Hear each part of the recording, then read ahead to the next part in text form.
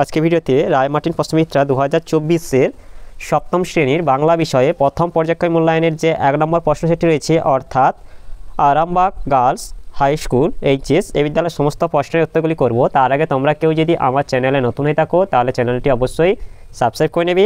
একে যেটা আছে সঠিক উত্তরটি বেছে নিয়ে লেখো। 1-এর 1 আছে কবি বঙ্গভূমির প্রতি কবিতায় প্রার্থনা করেছেন, এটা অমরতা হবে। 2 হচ্ছে রামকিঙ্কর শান্তিনিকেতনে প্রথম কোন বিষয়টি শুরু করেন, এটা হবে ওয়েল পেন্টিং। 1-এর 3 এটা হচ্ছে প্রদত্ত কোনটি তদ্ভব শব্দ, এখানটায় কানাইটা হবে তদ্ভব শব্দ। 1-এর 4 হচ্ছে ধামা ঢোল কোন ধরনের শব্দ, এটা হবে খাঁটি দেশি শব্দ। এরপর 2 থেকে যেটা আছে খুব সংক্ষেপে নিচের প্রশ্নগুলির উত্তর দাও। 2 দাগের 1-এ যেটা আছে মাতৃভাষা কবিতাটির কবি কে, মাতৃভাষা কবিতাটির কবি হলেন কেদারনাথ সিং। কবিতাটি কে তর্জমা করেন, কবিতাটি তর্জমা করেন মল্লিকা সেনগুপ্ত। এরপর 2 হচ্ছে কত খ্রিস্টাব্দে রামকিঙ্কর বেইজ শান্তিনিকেতনে যান এবং ওনার বাড়ি কোন জেলায়। 1925 খ্রিস্টাব্দে রামকিঙ্কর বেইজ শান্তিনিকেতনে যান এবং ওনার বাড়ি বাঁকুড়া জেলায়। 2-3 আছে নিজের পিসির খোকা আসছে বলে হিংসায় জ্বলে পুড়ে খাক হলো, কে কাদের সম্পর্কে এমন কথা বলেছেন। এ হচ্ছে আম্মা সোনাটিয়ার সম্পর্কে এমন কথা বলেছেন। এরপর 2-4 হচ্ছে সোনাটিয়া মাকুকে প্রথম কেমন দেখেছিল, এর উত্তরটি হলো সোনাটিয়া প্রথম যখন মাকুকে দেখে তখন মাকুর চেহারা ছিল শটাং লম্বা, গায়ের মাংসগুলি ছিল আঁটো-সাঁটো, দেখেই বোঝা যায় যে প্লাস্টিক আর রবার দিয়ে তৈরি। তার মাথায় কোঁকড়া চুল, ছাই রঙের চোখ আর নাকের ডগায় মস্ত কালো তিল।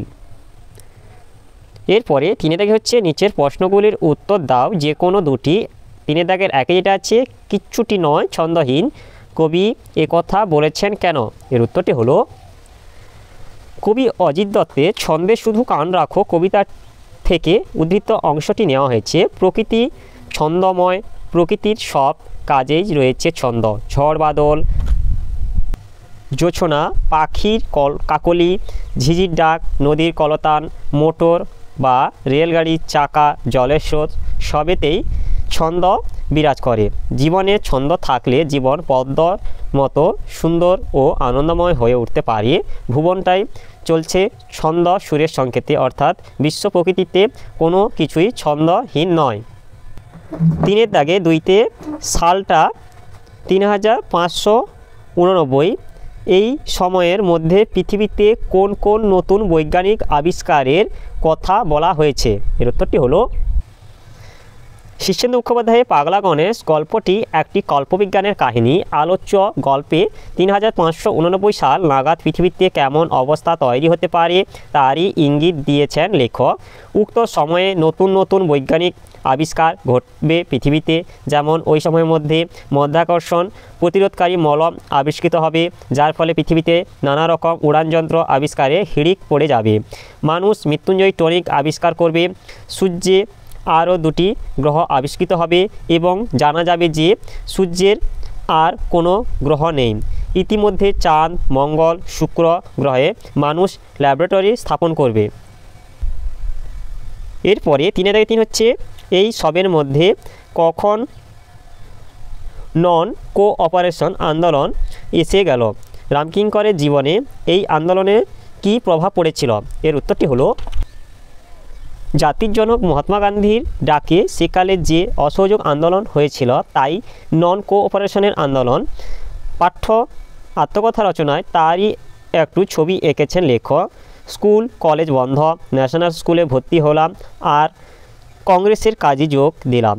লেখকের ওপর তার ভার ছিল মহাপুরুষদের বাণী থেকে উদ্ধৃতি লিখে ঝুলিয়ে দেওয়ার।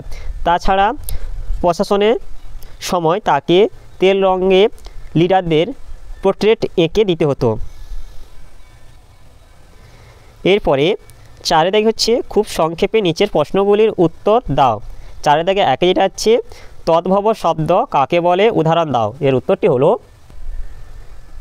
যেসব সংস্কৃত শব্দ দীর্ঘ সময় ধরে ভাষাগত বিবর্তনের ফলে প্রাকৃত অপভ্রংশ প্রভৃতি স্তরের মধ্য দিয়ে পরিবর্তন লাভ করে বাংলা ভাষার শব্দভাণ্ডারে গৃহীত হয়েছে, সেই শব্দগুলিকে বলা হয় তদ্ভব শব্দ। যেমন হস্ত থেকে হত্থ থেকে হাত।